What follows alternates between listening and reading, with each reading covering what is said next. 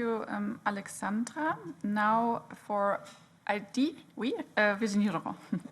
Merci Madame la Présidente. Merci Monsieur le rapporteur. Je vous remercie encore pour ce travail de clarification engagé dans ce dossier sur la transparence et le ciblage de la publicité à caractère politique. Et nous le savons, ce n'est pas simple, mais c'est un dossier passionnant. Certains amendements que vous proposez concernant l'article 2 et l'article 4 auront notre soutien. Cependant, dans la définition de l'article 2, on retrouve les personnes concernées au point D, les candidats ou élus au niveau européen, national, régional ou même local. Et au point F, les membres de gouvernement non élus au niveau européen, national, régional ou local. Quand on entend non élu, on pense immédiatement à Madame von der Leyen, présidente de la Commission, alors que les Français ignoraient son existence avant l'élection de 2019. Je voudrais revenir sur cet exemple pratique pour que l'on comprenne mieux cette proposition de règlement de la Commission. Monsieur Gozzi, vous connaissez bien l'Italie, puisque vous êtes italien, même ici, vous représentez au Parlement européen les électeurs français de Monsieur Macron. D'après Le Figaro et Corriere della Sera, deux journaux non encore considérés comme faisant de la désinformation, ont relaté que juste avant l'élection italienne du 25 septembre dernier, la présidente de la Commission a menacé depuis les États-Unis les électeurs italiens de représailles.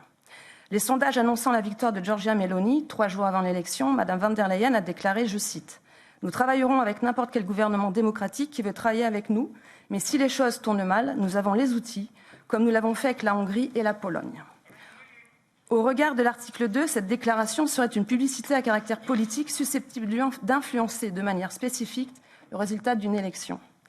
Est-ce le rôle de l'administration de Bruxelles de s'ingérer dans des élections nationales pour tenter d'influencer les résultats d'une élection démocratique? Dans ce projet de règlement, il est aussi écrit que la publicité à caractère politique peut être un vecteur de désinformation, en particulier lorsque la publicité ne révèle pas sa nature politique et lorsqu'elle est ciblée. Il faudra aussi être vigilant sur cette notion de désinformation qui peut s'avérer être une boîte de Pandore. Comme déjà dit, c'est une proposition détonnante de la Commission européenne. Après la santé, l'armement, la Commission s'engage dans la réglementation de la politique et des élections en Europe, dans les États et même dans les villages. Et ce cas pratique confirme nos inquiétudes. Quand la démocratie ne convient pas, on crée des lois. Je vous remercie. Specific for that. So I think that also that is something that we can tackle without too many difficulties. Pour les groupes ID, chère Virginie, vous l'avez rappelé, moi je suis bien fier de représenter les Français et les Européens résidant en France, pas seulement les Français, parce qu'on représente tous les citoyens résidant dans un État membre. Et d'ailleurs, j'espère qu'à l'avenir, je ne serai pas une exception, je deviendrai un peu la règle dans toute l'Europe. C'est ça la raison pour laquelle je me suis engagé. Quant à la question de von der Leyen et du président von der Leyen et du début de ces règlements, moi, je vois que vous avez une attitude très constructive. Moi, j'espère qu'à la fin, vous voudrez aussi voter en faveur du règlement. Et vous mentionnez Giorgia Meloni. Giorgia Meloni est la présidente du parti SR.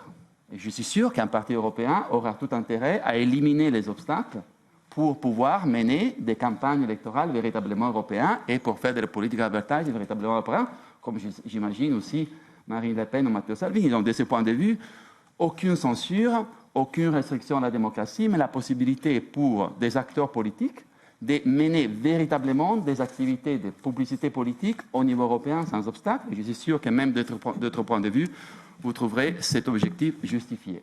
Merci, Madame la Présidente.